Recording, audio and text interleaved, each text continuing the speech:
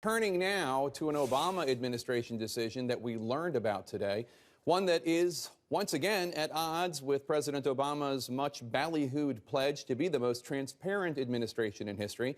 The issue at hand, Hillary Clinton's role in crafting the Trans-Pacific Partnership, which is the largest regional trade deal in history, brokered while Hillary Clinton led the State Department. It's a deal which the likely Democratic nominee vouched for as Secretary of State no fewer than 45 times between 2010 and 2013, and called it the gold standard of all trade deals. But as a candidate with harsh criticism about the trade deal coming from Bernie Sanders and desiring the support of labor unions that oppose the deal, Clinton said she did not work on the controversial trade deal, and she came out against it, arguing that Congress should reject it.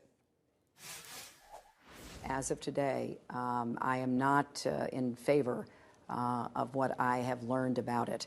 I have said from the very beginning that we had to have a trade agreement that would create good American jobs, raise wages, and advance our national security.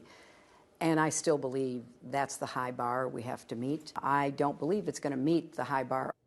Now, Clinton's role, or lack thereof, in the behind-the-scenes formation of this trade deal has been of real interest. Almost a year ago, last July, the senior editor for investigations at the International Business Times, David Sirota, filed a Freedom of Information Act request with the State Department for then-Secretary Clinton's correspondence related to the Pacific trade deal. Now, this is certainly in the public interest. Sanders is not the only Clinton opponent of the trade deal. So is Donald Trump. He's also critical of the trade deal. Last November, State Department official Charlotte Duckett estimated that Sirota's request would be completed by April of this year.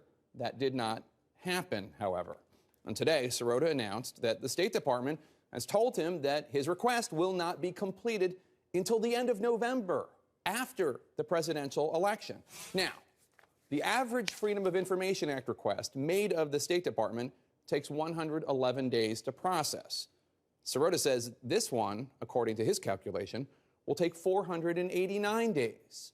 Now, this means that you, as a voter, will not have information that you might want about Hillary Clinton and an important substantive issue dealing with jobs and trade.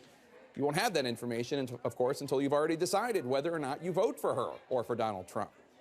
The Department Inspector General in January noted that the State Department is particularly weak among Obama administration agencies when it comes to fulfilling the obligations of this law. The IG said that responses to these requests are deficient, that there aren't enough personnel at the State Department to carry out all the requests, and that State Department leaders have not played a meaningful role in making any improvements. And at a certain point, one begins to wonder if these weaknesses are deliberate and that these efforts to conceal information do not conceal a certain disdain for the public.